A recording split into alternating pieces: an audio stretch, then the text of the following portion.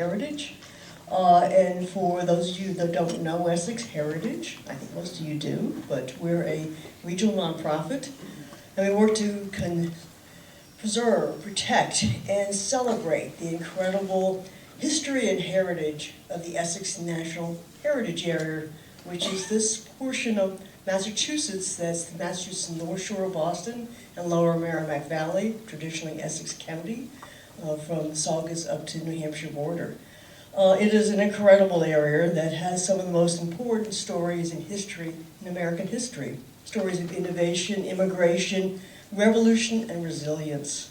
From maritime traditions that built our coastal economy, to the mills that powered the Industrial Revolution, and from the indigenous communities that settled here for thousands of years, to prominent abolitionists and civil rights leaders. These stories are still here, woven into the landscapes and historic sites that surround us. And Essex Heritage's mission is to make sure these stories aren't just preserved in our history books and in our dusty collections, but that they are really accessible to everyone. We work with hundreds of partners throughout the region, historic sites, museums, schools, conservationists, teachers, municipal leaders, volunteers, and others to create educational programs, to share hidden histories, to help people experience the extraordinary heritage that's here, right here in our own backyards. So tonight, in partnership with the National Park Service, we are embarking on a series of lectures about the American Revolution. And with the Park Service, we are presenting 8 free lectures this year at the Visitor Center, pretty much one every month, in commemoration of America's 250th anniversary and Salem's 400 plus anniversary. And so we'll also be presenting some family-friendly programs in April in the summertime. So I encourage you to follow us at essexheritage.org, our website. Become a member. This is March is membership month, and then we'll send you stuff about us. But there are also flyers outside the doors that talk about this series for this year, this lecture series. So I encourage you to take that. And then, of course, our website and Salem 400 Plus's website have information about these lectures. So thank you for coming tonight. I think this will be very interesting. And please, join us for future little talks. Again, these are free. And now I'm very pleased to introduce our speaker, Dan Marshall. And Dan is a longtime museum professional. He has shared his love of history with the public for over 25 years.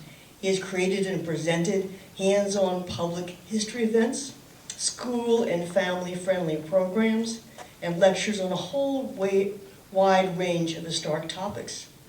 And he has worked at Colonial Williamsburg, the House of the Seven Gables, Lexington Historical Society, and the City of Salem. And he's currently serving as the Vice President of the Salem Historical Society. So the program tonight is about scurvy, a really debilitating disease that caused by the deficiency of vitamin C. It was a mystery for hundreds of years, and thousands of sailors sickened and died from it. And during the American Revolution, it became an important factor that weakened the British Royal Navy and affected the health of the Continental Army. So Dan's presentation will dive into the European and American colonial sources and shed light on the effects of scurvy and also the knowledge at that time of how to try to cure it. Talk is about 45 minutes long. There'll be questions and answers at the end. And then there's a demonstration. Dan's going to show you some of the techniques for making medicine in the 17th and 18th century, and that'll be in the table out in the hallway in the back. I guess I should just say in the hallway in the back. That's the exits also, we should always say that, and the bathrooms are out to the left. And so with that, Dan Marshall.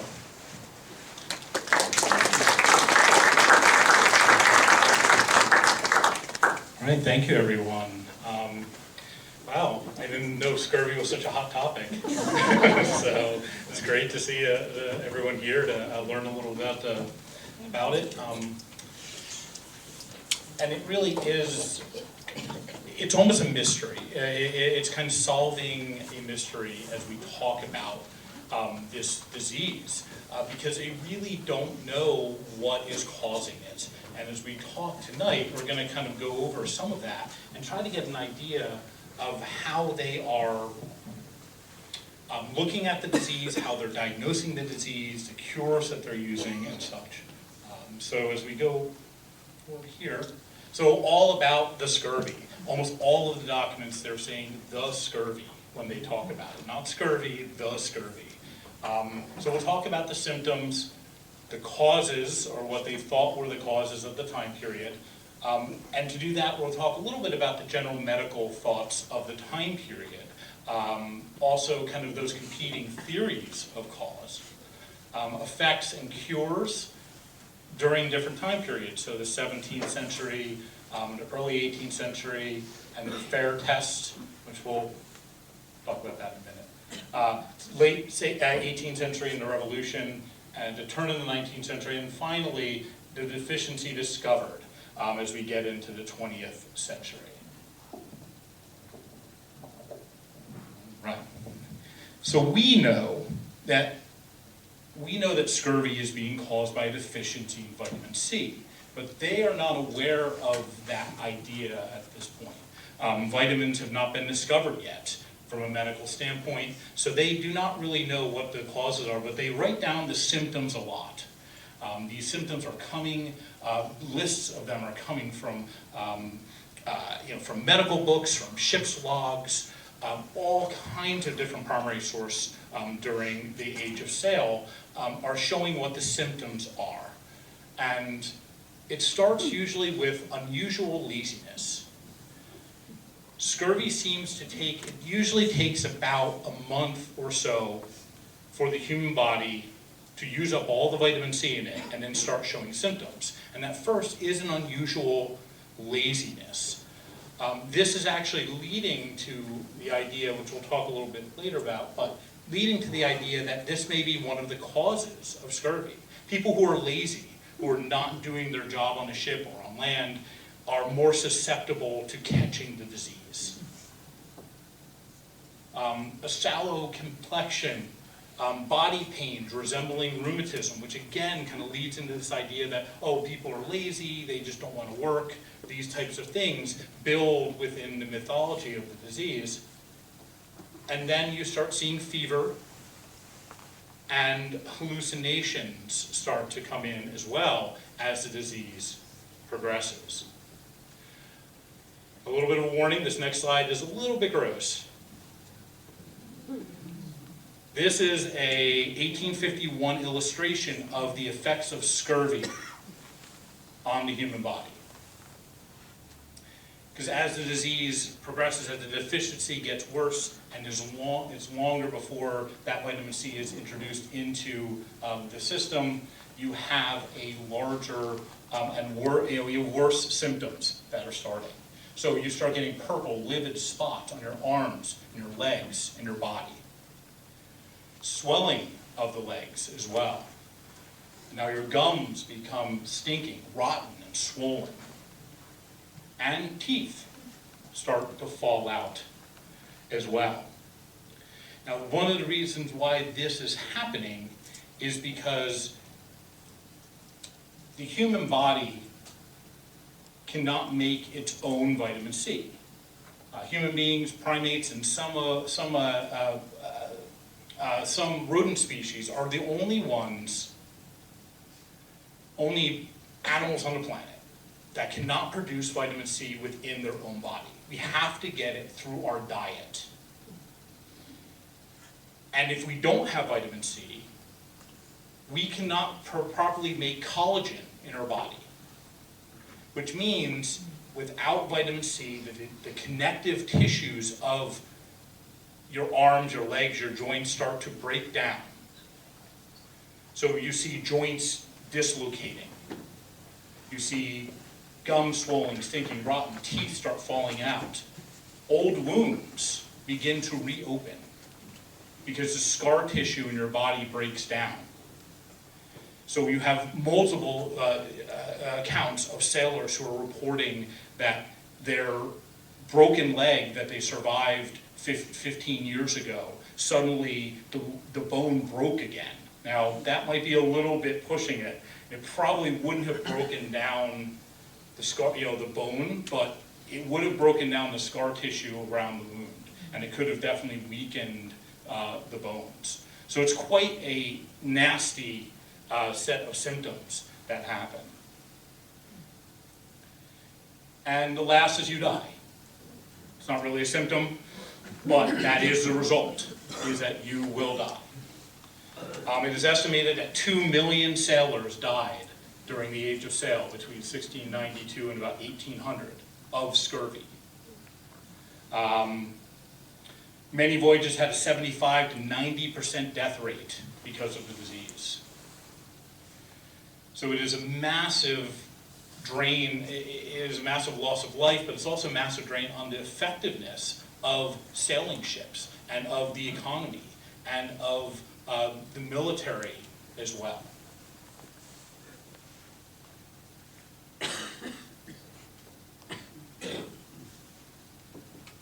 Now, to kind of understand how they thought of scurvy, we need to kind of talk a little bit about the general medical thoughts of the time. And to talk about medicine of the past, for European medicine, it starts with Galen. Now, Galen was a Greek doctor born in 129 AD. And he really is one who promotes Hippocrates' theory of the balancing of the four humors of the body. Now, the humeric system, this is a 15th century illustration of the balancing of the humors. Now, Galen is building this system, and it is so entrenched that by the time of the American Revolution, it's still the main theory of medicine. So for 1600 years, Galen is your go-to. And everything that comes after it is kind of built within that system. When they find things within the Galenical system that don't work and don't seem to work, they find even evidence against it. They come up with extremely complicated theories to work around it to maintain the medicine of Galen. Galen is mostly botanical-based medicines, and it is all about balance. So when you have the four humors of blood, yellow bile, black bile, and phlegm in the fluids of the body, what you need to do is keep them in balance.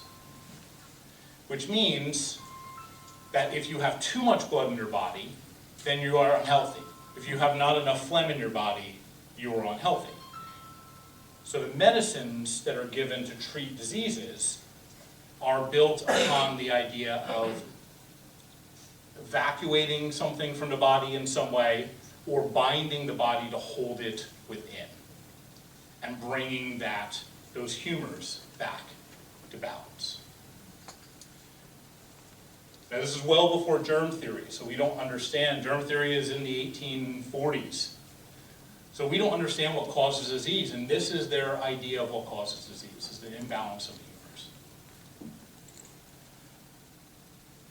Now, because it has been being practiced for so long, for millennia, it builds an extremely complicated system.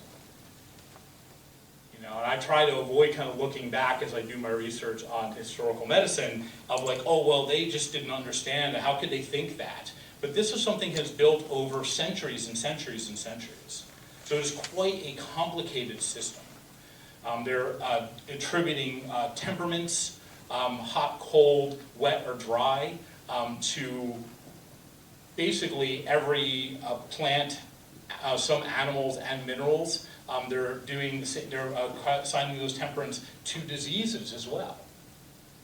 And and they treat people by the opposites, because again, it's all about balance. So if you have a hot disease, you're treating with what is considered a cold medicine. So this is the theory of Galen. And as I said, it really continues to influence medicine all the way through into the 1850s.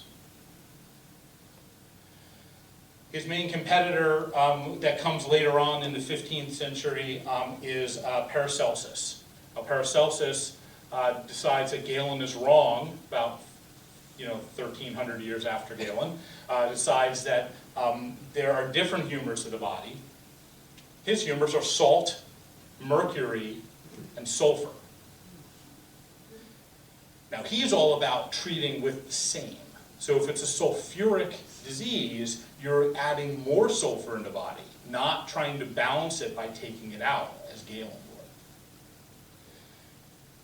But he's coming out of kind of the traditions of alchemy, which means that he's talking about utilizing more metals and minerals and chemicals in making medicines. And he is considered kind of the father of Western pharmaceutical medicine because of his theories. Now, by the time of the American Revolution and the settlement here, the English-European settlement here in the New World, we have a combination of the medicines. So most medicines at the time tend to be a combination between plant and chemical. Now, another name that really is important to us for tonight too is Herman Boerhaave. Now, Herman Boerhaave is Dutch. He is teaching at the Leiden University of Medicine in 1701. And he comes up with this amazing idea, working off of the Age of Enlightenment and the Age of Reason.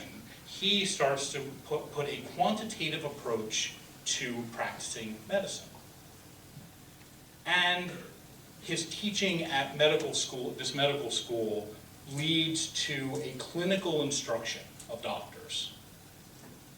So he's starting to bring in more of what we would look at as scientific research on this. Does this really work anymore? Do these theories work? What is the real cause of these diseases?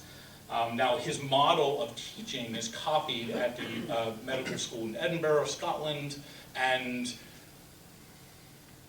all of the founders of the first medical schools here in the American colonies attended that medical school in Edinburgh, so they're all building off that same model of clinical instruction and quantitative approaches to physic, as they would call it back then, or doctoring, as you would do if you were a country doctor. But this idea, he's really building off of that.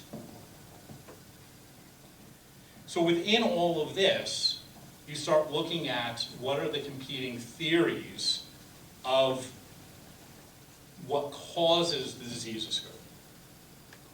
As I said, as we talked about, we know that vitamin C deficiency is the actual cause. But their first cause was laziness or melancholy. That is what they felt was one of those reasons, as I mentioned before. And part of that is because of that fatigue that is coming in at the beginning of the symptoms.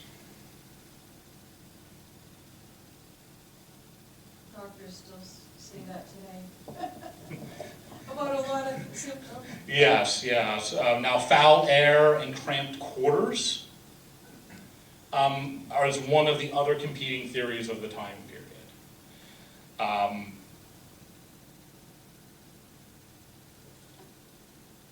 Scurvy is primarily exhibiting itself on ships with large crews, small holds where you are usually not very clean. There are some captains who are very, very much trying to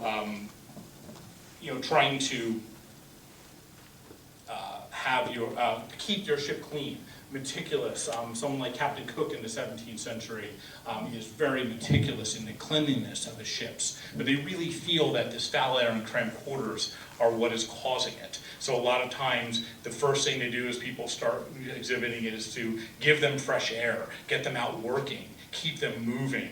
All of these different things are kind of being brought into it for those theories.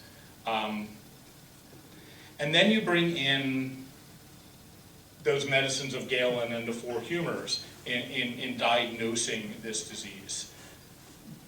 So this is a kind of a easier read chart for the balancing of the four humors for galenical medicine, and you see the temperaments, you see the four humors of the body, and how they kind of relate to each other.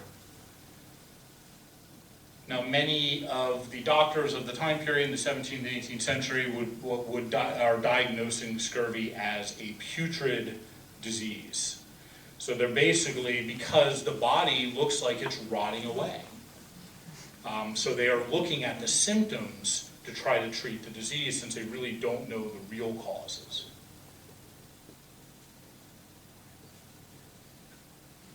So they're thinking that it's that the humors are stagnant in the body. And so it's not necessarily an imbalance of humor, but it's that the humors can't flow properly. Especially that because they're stagnant, the humors, the liquids of the body, become salty or brinish, or like brine that you pickle meats in. Sluggish, which adds into, again, that idea of the laziness, the melancholy of the people who are affected. And especially excessively phlegmatic. The idea that the humor of phlegm is too much in the body, so we need to expel it in some way.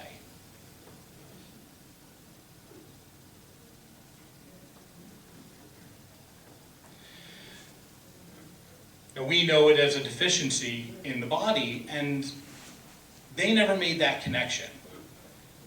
Because as we talked about this, galenical medicine is all about balance, right? So the idea of deficiency in the body. There's not enough of a humor, you need to add it. That's a deficiency. But they never made that connection that it could be something that the body wasn't getting. They start to look into the idea that diet might have something to do with it.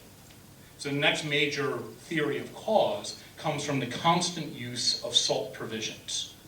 So those that are not getting fresh vegetables, those that are eating salted meats, salted bread, pretty much everything was salted for preservation on the ship, and even on land as well for the poorer folks. So this idea that a constant use of salt provisions was the cause of the disease.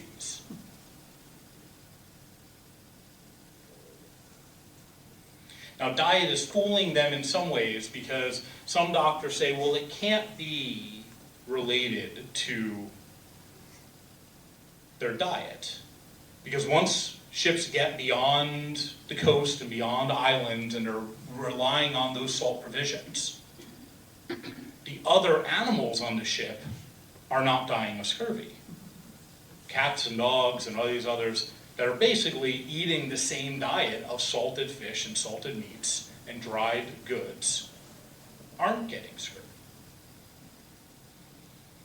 Now, they didn't know, as we had just talked about, most animals on the planet create their own vitamin C within their bodies. So cats and dogs don't need to have vitamin C in their diet. So they weren't dying of disease for those ones. Other doctors felt it probably was something dietary, but how do you discern it? There could be a million things, right? It could be anything that could be missing from the diet. So there's a lot of experimentation on what exactly might be missing from the diet.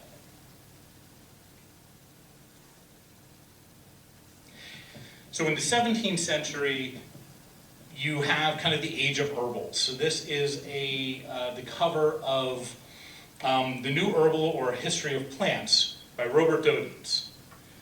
Now, Dodens was a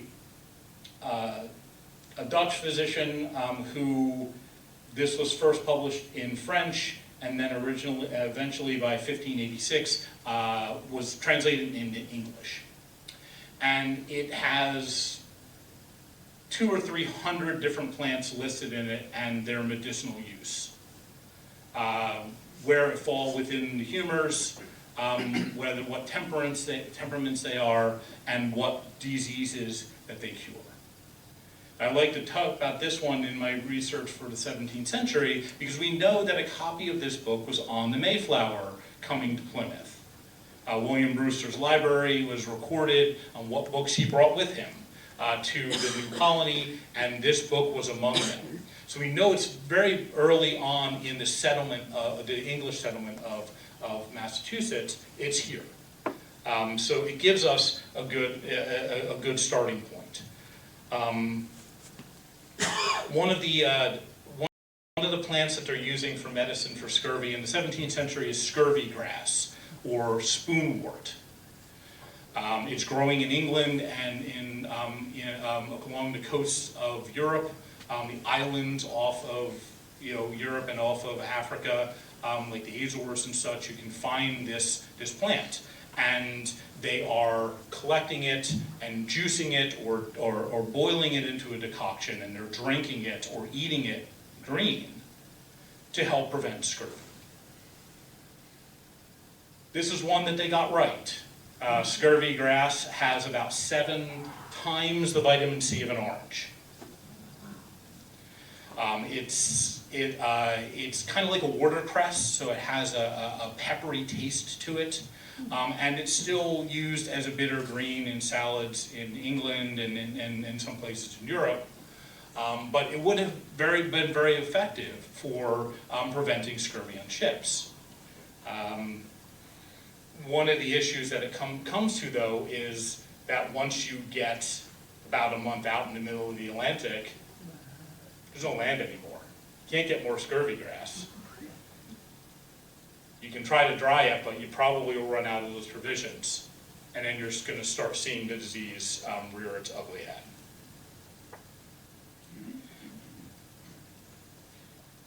Now this is really cool because Governor Winthrop in 1630 is writing to his wife, bring, quote, a gallon of scurvy grass to drink, a little 5 or 6 mornings together with some saltpeter dissolved in it, and a little grated or sliced nutmeg. So that was his advice to his wife making the crossing from England to Boston in 1630. Now in 1631, Winthrop's diary also talks about, quote, the poorer sort of people who lay long in tents, etc., were much afflicted with the scurvy, and many died.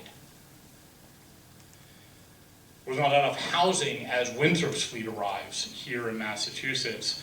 So you have the poorer folks that have made the crossing living in tents during winter, doing dugouts in the side of hills, finding caves to live in, anything that they can find for some shelter. But he's saying that scurvy is amongst them, probably because of their poor diet.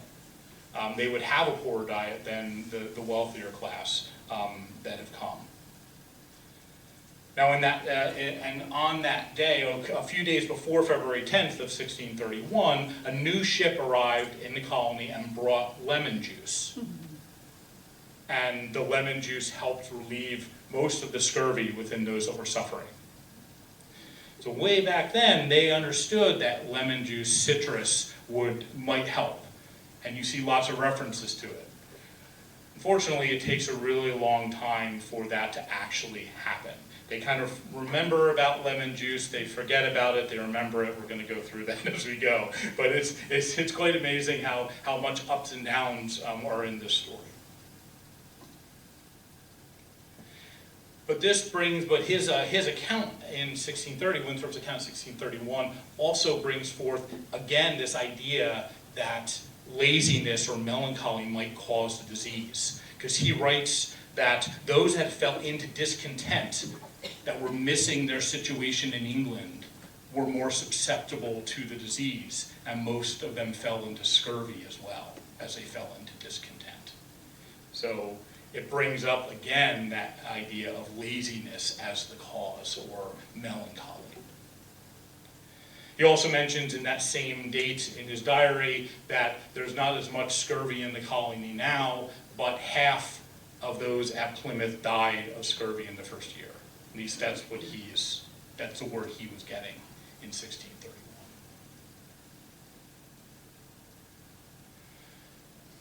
Some of the other 17th century cures are spruce and pine trees, mostly spruce and fir. So in New England already discovered in 1672, Joan Jocelyn writes that the tops of spruce, green spruce boughs, boiled in beer and drunk, is assuredly one of the best remedies for scurvy. Restoring the infected party in short time, they also make a lotion of some of the decoction, adding honey and alum. Now this seems to be, the idea of using fir or spruce, seems to be something that is coming from contact with the indigenous tribes here in North America. Jacques Cartier, I never can pronounce his last name correct, he's a French explorer who's exploring Canada in 1530s. And he comes across what the Iroquois are calling a tree of life. He is affected by this mysterious disease, which he describes, description is scurvy. He calls it scorobosis or scorobotic fever. And his men are dying of this disease. And he comes across a Native American man, an Iroquois, who says, I know the cure. I had this disease and I drank of the decoction of the tree of life, and I will bring you some of its branches. They boil the needles in the bark, and they use the dregs of the boiling on the sores, the scurvy sores, and most of his crew recovers. There is some debate by scientists and historians on exactly what the plant was. There are different variations that get brought back to Europe that are called the tree of life. There are variations of cedar and different species of cedar and spruce. We're not really sure, but it was probably either white cedar, white spruce, or black spruce that they were using. Now it's interesting because with modern science today, when we look at it, edible pines like spruce and firs have 3 to 5 times the amount of vitamin C as citrus fruits. So drinking pine teas will give you the vitamin C you need in your diet to not get scurvy. Now, John Jocelyn also talked about cranberries in his New England Rarities Discovered that are excellent against the scurvy in 1672. We do see reports of local New England vessels packing cranberries in barrels of water to preserve them. We do know that they're delivering those, they're shipping cranberries as part of trade. Their Virginia colony, is reporting, ports in Virginia are reporting cranberries being sent from New England for trade. But there's also records of fishing vessels and whaling vessels that are packing barrels of cranberries as well. They're not trading anything, they're going out and fishing, which means that most likely those were for rations to try to prevent diseases like scurvy along the trips.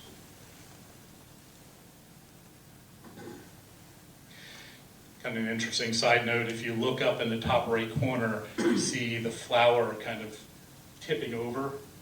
Kind of looks like a bird's head. That's where they think the term cranberry comes from, craneberry, because of the shape of the flower.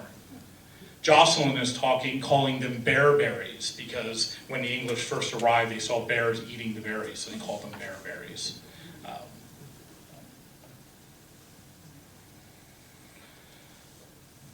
All right, so now we're coming into the early 18th century, and as we look at the effects and cures, we have probably one of the most drastic examples of the effects of scurvy on a fleet.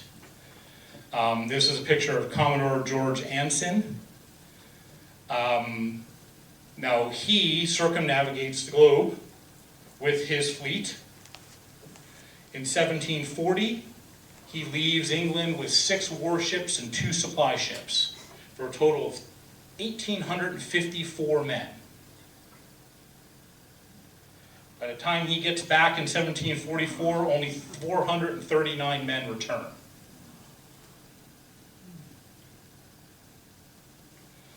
Of the 1,415 that died, 997 dies from scurvy. So you have these massive losses for someone like Anson.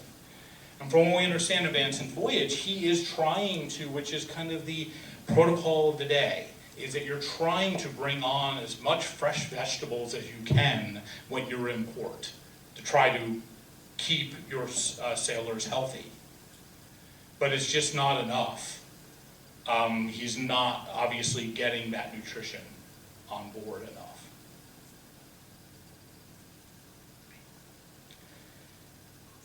Now, Anson's voyage kind of prompts a doctor named James Lynn to look into the causes of scurvy more closely. Now, Lynn attends medical school in Edinburgh. He is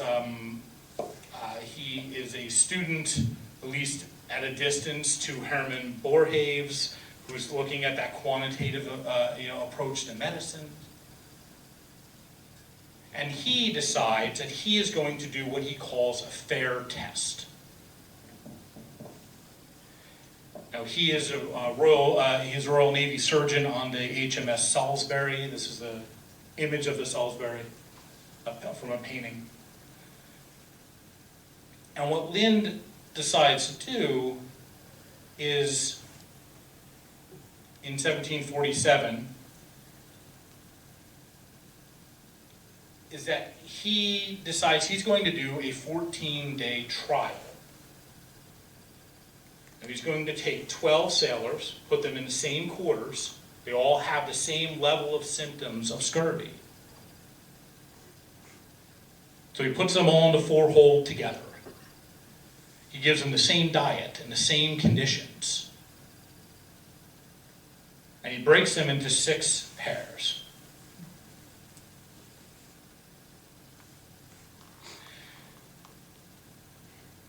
Now, this fair test, as he calls it, when he writes about it, is considered one of the first clinical medicine trials in history. Because he wants to try to make everything as even as possible, and then he's going to test different medicines. So each pair of sailors gets a different medicine. One gets 25 drops of elixir of vitriol in barley water 3 times a day. Now, elixir of vitriol is the go-to medicine for treating scurvy and many, many other diseases on Royal Naval ships. In the 1740s, elixir of vitriol is ordered to be issued to all ships. And the surgeon on board needs to keep an extremely detailed record of every single drop that is used, because it is extremely expensive. Before they pull out of port, they sign off, they get their box of elixir of vitriol bottles, and then when they get back in, they sign it back in and give it back and account for every drop in every bottle used. Now, what is elixir of vitriol? It is a tincture, so mixed with an alcohol, of sulfuric acid.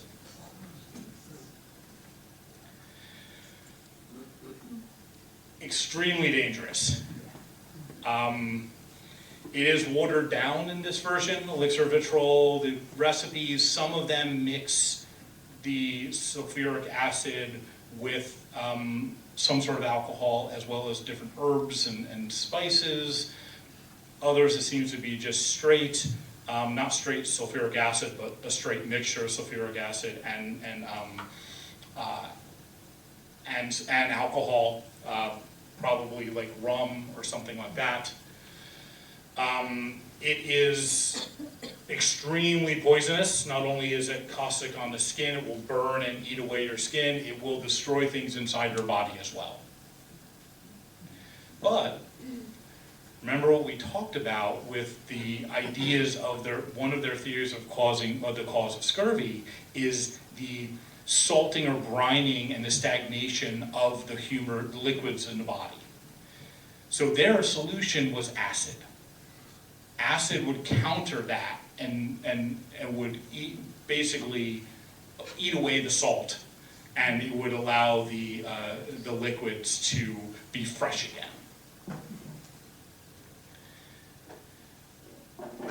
Another pair gets a quart of cider 1 time per day. Another gets half a pint of seawater 1 time per day. Now this seems to be, it's been hard for me to find anything on this, but it seems to be that this was a rumor among sailors at the time, that if you drank seawater, it would keep away the scurvy and keep you healthy. There doesn't seem to be any real reason behind it. It would have had salt content. It's kind of a stretch to say that, well, maybe they were thinking of Paracelsus' method, that you're treating like with like. If there's too much salt in the body, you want more salt to cure them. But probably it was just one of those rumors that kind of builds over time within the sailors and the fleets. So he does test seawater as a cure. The other is a nutmeg-sized paste of garlic, mustard seed, horseradish, balsam of Peru, and gum myrrh that is taken 3 times a day. Apparently this is something that someone else on the ship suggests and said, oh, I've heard that this might work, so he decides to test this as well.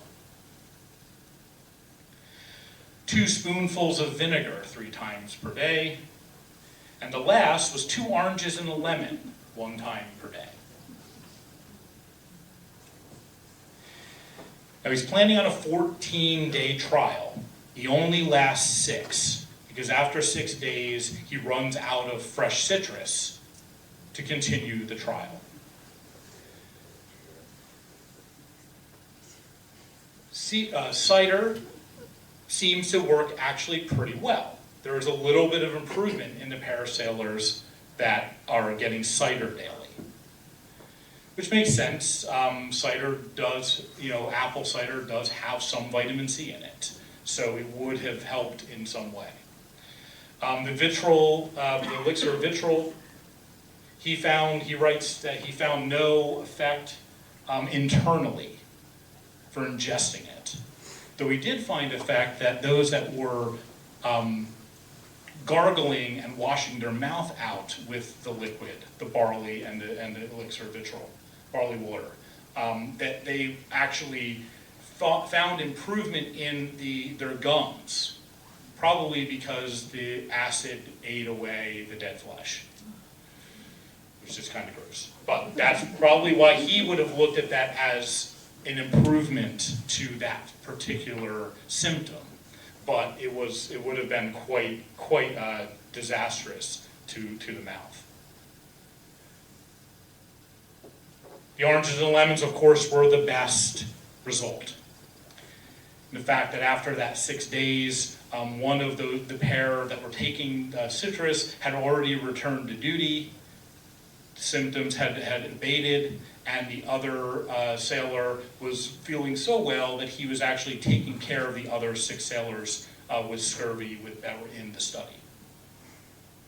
So he concludes that this is definitely something that can improve the conditions and prevent scurvy.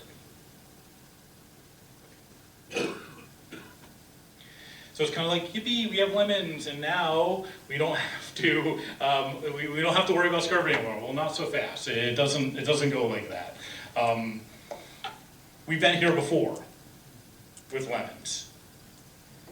We mentioned that lemon juice for Winthrop, with that ship arriving in Boston with lemon juice to cure scurvy. Even before that, in 1716. John Woodall, who writes a book called The Surgeon's Mate, and he is employed by the British East India Company. And his main cure for scurvy for British East India Company ships is to have a stock of fresh citrus fruits and citrus juices to prevent the disease from spreading on their ships. The British East India Company goes as far as to actually establish plantations specifically for growing lemons for the treatment of scurvy on their ships. But if this was 1617, why did Lind have to do an experiment 150 years later to prove that lemons and citrus worked? The only thing I can really, my theory of this is that it falls down to what we would call kind of your marketing, right? What is your sphere of influence? Woodall has a large sphere of influence. He's working for the company. He's telling the company, this is what we need to do. The company is investing in providing citrus for their ships. They look at it as a economic reason. Because if their ships can't function, their trade is lost. Their bank accounts are hurt. So within his sphere of influence, it works. But he has no influence on the Royal Navy. He has no influence on other navies of other nations, which means that this idea of citrus being the cure doesn't spread to other countries and other cultures. So it falls away.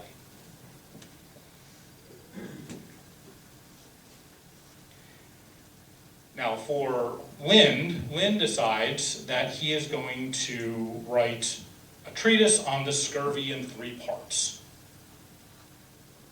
And he publishes it in 1751. Now he does talk to the Navy before he leaves the Navy and says, I did this experiment and citrus worked really, really well. We should have citrus and lemon juice on every ship. And the Navy is like, how can we afford that? And how can we keep it fresh on voyages? It'll rot away. There's no way that we can do this, is basically his answer. That's the answer he gets from the Royal Navy. So he decides to, after he leaves the Navy, he publishes his treatise on scurvy in 3 parts. Now he looks at 24 other books that have been written on the causes and the cure of scurvy before he writes his book. So this is a well-written subject, and as I do my research, have done my research, it's like you get in these rabbit holes because there's so much information out there. There's so many primary source documentation, and there's so many competing theories on what works and what doesn't work. Lind's treatise on scurvy is almost 450 pages long. I will admit to you in public that I have not read all 450 pages. He very weakly makes the case of lemons being the cure. He makes the case and then he's like, but maybe other stuff would work too, and by the end of it, he's very kind of non-committal. He really focuses so much, he only writes 5 paragraphs in his entire 450 pages about the experiment he did on the Salisbury. And he focuses on the cause and writes on the cause for pages and pages and pages. It goes back and forth a lot. So he seems to settle on the idea that lemons are the best cure, and citrus, because it opens up the pores to allow perspiration. But he also says, but lots of things do that, so you can do other stuff too, but lemon juice would work. Again, it comes back to that same idea of the humors, right? Where it's that stagnation of the humors is the cause, the salty nature of the humors. Again, it's coming back to that idea once more. But he does decide that he is going to focus on creating something that the Royal Navy can have on their ships that will help with scurvy. And he comes up with what's called Rob. And basically, it's a lemon concentrate syrup. His recipe talks about taking basically 30 lemons and condensing it down through heat into a bottle. lemon syrup, highly concentrated lemon syrup. Now, the Royal Navy doesn't go for it, but there are some admirals and captains that have read Lynn's work. They trust him and they try it out on their ships. But the Navy does say, well, we'll test it on like one ship. So Captain Cook, as he is doing his explorations around the world and going up into the Pacific Northwest and Alaska and all that, does try to take Rob with him on his ship to see how well it will work. He also takes sauerkraut and malt. He sees no effect from the Rob, the lemon Rob.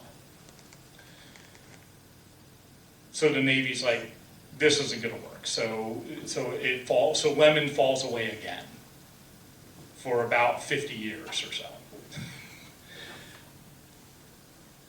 And what we know from modern science is that the heating process that Lynn develops for making the Rob is too hot, and it actually destroys the vitamin C in the lemon juice as it's being heated.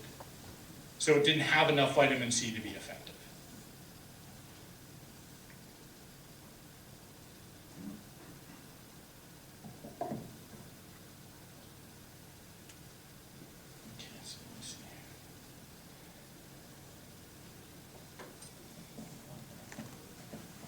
So as we come into the 18th century, again, like I said, we still have no definitive way of treating scurvy. It seems to really fall into individual ship captains who want to do different things. During the, as I said, really mixed results.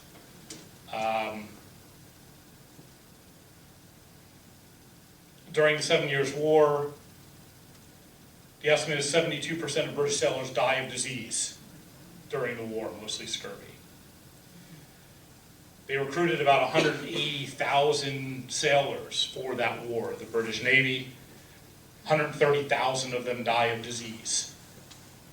Only 1,500 are killed in action. So this is kind of as we're getting towards the revolution, this is where we're seeing those effects, right? Where not only within the Navy, but also in land armies, these types of diseases, especially scurvy, smallpox, are decimating the manpower used to fight these wars. Now, Captain James Cook's voyages, I mentioned Cook a little bit earlier. Cook takes that sauerkraut malt. In the 1772, he is noticing that Dutch ships tended to have less scurvy on them. And he finds out that they're bringing sauerkraut as part of their sailors' rations. So daily people are eating sauerkraut. The fermentation process of sauerkraut actually increases the vitamin C in cabbage. So it would have been effective to a point. So it would have definitely helped. But he also was notorious for having meticulously clean ships. He was very much that disciplinarian, but also that he wanted these ships to be clean and airy as best as he could, fresh fruits and food as much as he possibly could as he's hitting these different islands and land masses. When his sailors balk at eating sauerkraut, because in his own writings he talks about they thought it was foreign and they did not want to eat it, he starts serving it at his officer's table.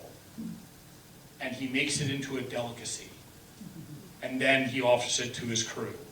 And they're like, wow, now we have a delicacy from the officer's table. And they start eating sauerkraut daily. As I said, he tries Lynn's lemon Rob, and it does not have that effect, as Lynn would have hoped. Now what's interesting, he also in his 1778 voyage, which is up the East Coast into the Pacific Northwest and Alaska, he actually starts experimenting with spruce beer. So again, we're back to that the pines, right? This idea, he gets this recipe from a fellow captain. They had success with having spruce beer as part of the rations, and he does have that on his ships. And Cook most of his voyages had very, very little scurvy during the course of that.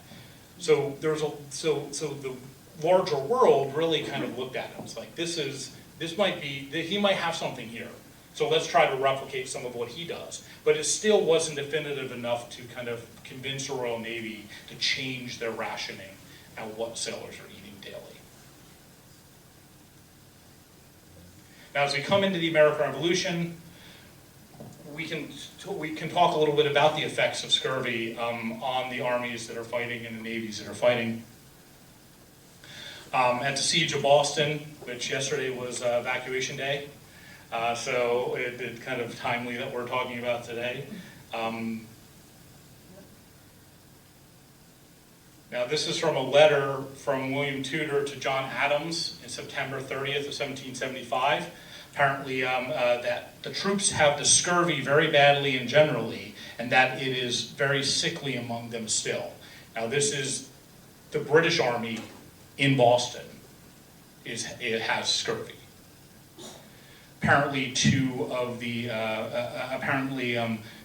two soldiers defect from the British to the colonial side, and they bring this news of what the force is within Boston on September 30th, 1775, and that scurvy has been rampant within the city. Which again would make sense because they would not have had access to the variety of foods that you need to keep it in your system. This is a painting of George Washington visiting the sick troops at Valley Forge. From what we can tell from this statistics, 2,000 soldiers died at Valley Forge. A sixth of them was a sixth of the encampment. So a sixth of them of the encampment died of disease. And scurvy was amongst it. One of the best records we have of disease of the time is the Pennsylvania Hospital in Philadelphia during the during the Revolutionary War period. They're reporting about a 15% of their patients have scurvy. So it's not as devastating, it seems, in some places as it used to be, but it's still very drastically affecting the population. The Royal Navy recruited about 175,000 sailors basically during the American Revolution, from 1774 to 1780. 0.7% of them were killed in action. About 10.5% died of disease. And 4% of the total died of scurvy. So it's still affecting, but not quite as much.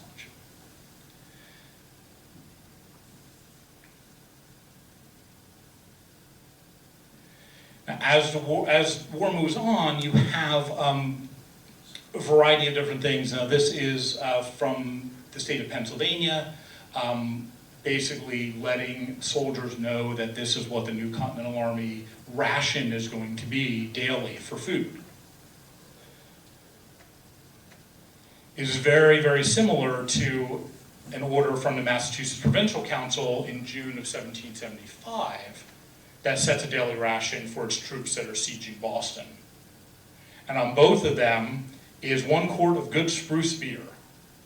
So now spruce and pine is coming back into the picture again for treating scurvy. By 1777, the Continental Army is starting to issue lime juice to its soldiers as well. There are reports of some British naval commanders stocking citrus for combating scurvy. But again, it's still kind of these individual initiatives. There's not really these, the Continental Army is trying to kind of get this idea of, let's get all of our soldiers to have these things in their diet for health. The problem is that what you're supposed to get on a daily basis, very, very rarely did they actually get it. It was just almost impossible to supply the Army.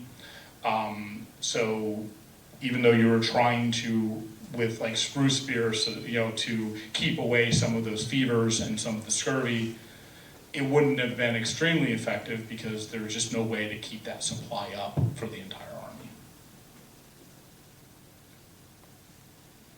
So as we come into the turn of the 19th century, we're coming back to lemons again, or citrus fruits again.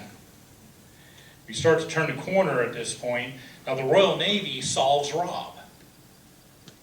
They realize that the process of heating it is killing whatever your value is. They still don't know what vitamin C is, but they know it's not working. So they figure out different ways to preserve the lemon juice. One is mixing it directly with alcohol, and then issuing it that way to their soldiers, or to their sailors. By 1795, lemon juice is added to the daily rations of the British Navy. Now the US Navy is a little bit different. It kind of lags behind. By the War of 1812, there seems to be a push to try to provide citrus to all their ships, but it's not extremely effective. The USS Constitution in June of 1800 reports 30 men reported sick. Their chief disease are scurvy and fever.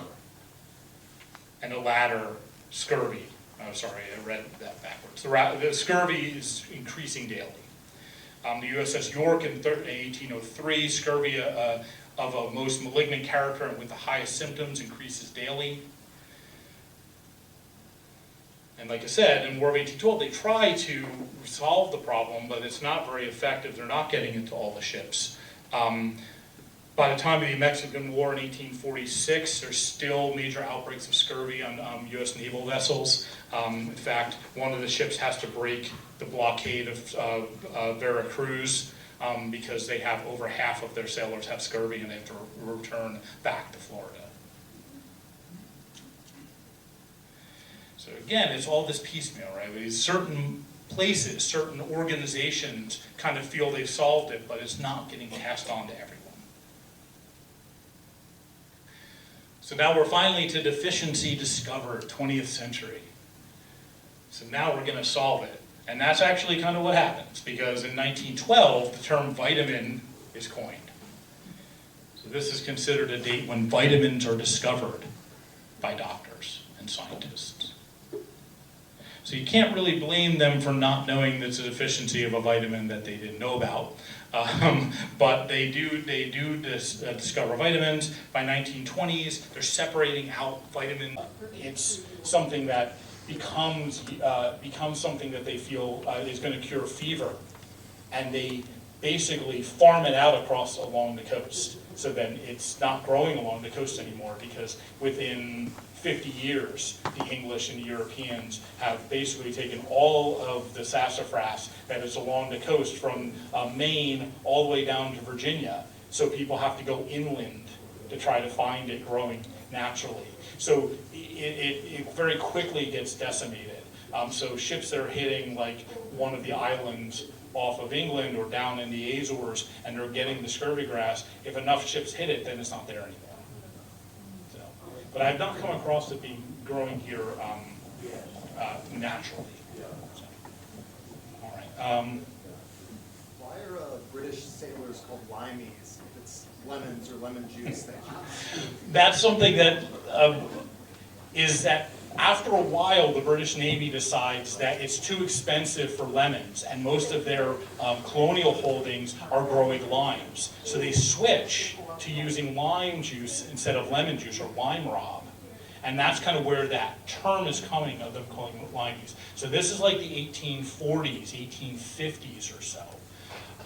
The problem is that scurvy starts to resurge in the British Navy because limes don't have as much vitamin C as lemons. which means it's not as effective for the disease. But that, yeah, that's where the term is coming from. How long does it take to get scurvy? The first symptoms of the laziness and the joint pain usually comes about a month after you stop eating vitamin C. So that's a lot of it is by the time it's starting to affect ships, they're usually out in the middle of the ocean where there's no way of them getting fresh foods. They've already eaten what they brought from the port. So, and then it comes through, depending on the person, but the real symptoms start coming, the really nasty symptoms start coming at like the second month, third month, and a lot of people were dying by the end of the third month. You know, I thought, what about like the Eskimos and stuff, but I thought that seals and whales and stuff have vitamin C in them. They do. Organ meats do contain vitamin C. The thing is, again, it comes down to, for scurvy on sailing ships, it's the fresh foods that aren't available. They didn't fish So- right out of the ocean. They aren't, the fish isn't really doing it. It's very, even when you look at whaling and the rise of whaling in America, whales are being hunted for their oil and for their blubber for making candles and oils, but they're not eating whale. Whalers aren't eating whales on whale ships. They don't like the meat. They don't consider it something they're eating. So it may have been because it might be something like because of that they're just not eating that. You know, so that might be part of it. But yes, you know, fresh organ meats do have some vitamin C. What is it, this war, 7 Years' War? Excuse me, I'm not from here, from Right. US. So, Well, the 7 Years' War in North America, it's known as the French and Indian War. But it's before the American Revolution. It is a world war. We're just one theater of it here in North America between the English and the French and others. But yeah, so it is before the American Revolution. My dates are fine, so. How do oranges fare with vitamin C compared to lemons? Oranges and lemons are about the same, about 50 milligrams per 100 grams. Scurvy grass has 350 to 700 milligrams per 100 grams. That's good to know. They taste like that. That's right, that's right. I don't know how much time I have for any other questions. Maybe one more question and then. Okay, we so can maybe one more, do we'll the go in the demo back table. there. How long was the average trip of overseas? It really depends. Even at the time of the American Revolution, it could still take 2 months to make the crossing from Boston to London. But it really depended on how laden the ship was, how large the ship was.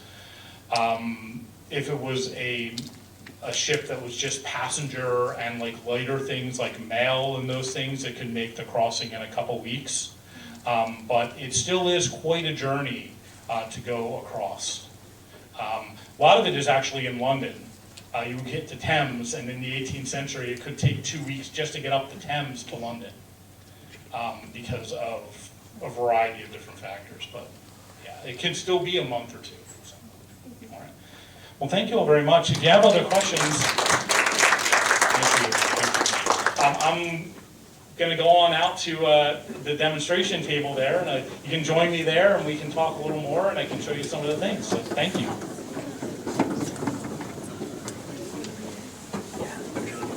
Photos and stuff. Hey, how are you? Good, how are you?